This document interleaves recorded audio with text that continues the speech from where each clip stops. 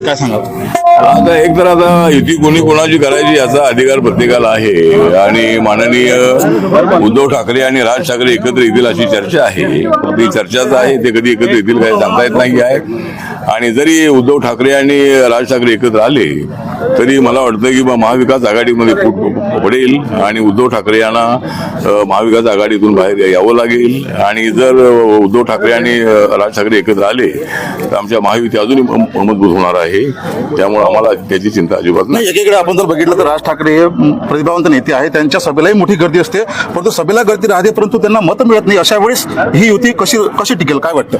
म्हणजे त्यांना मतं मिळत नाही, त्यामुळं जो फायदा आहे तो फायदा काही तेवढा माननीय उद्धव ठाकरे यांना त्यांचा होणार नाही आहे. जसं आम्हाला लोकसभेमध्ये त्यांचा फायदा विशेष झाला नाही, ते आमच्यासोबत होते, पण विधानसभेला ते आमच्यासोबत नसताना आम्ही 237 जागा निवडून आणलेली आहे. त्यामुळं त्यांचा काही फारसा परिणाम होणार नाही. लोकांमध्ये चर्चा चांगली होईल, त्या दोघांची भाषणे तर चांगली होतील, परंतु त्या दोघांना पॉलिटिकल फारसा फायदा होईल असं वाटत नाही. एकंदरीत आपण जर बघितलं तर ठीक आहे, उद्धव ठाकरे आणि राज ठाकरेची युती झाली तर प्रकाश आंबेडकर सोबत आपली युती होणं शक्य वाटेल का काय?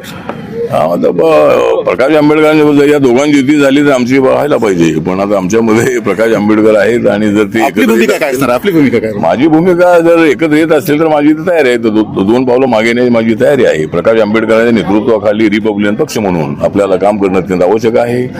जर खऱ्या अर्थानं समाजाचा करायचं असेल आणि बाबासाहेबांचा पक्ष चालवायचा असेल तर त्यांना वंचित बहुजन आघाडी बरखास्त करावी लागेल आणि रिपब्लिकन पार्टीवर भिडण्याचं अध्यक्षपद त्यांनी स्वीकारावं. मी त्यांच्या नेतृत्वाखाली माझी काम करण्याची तयारी आहे.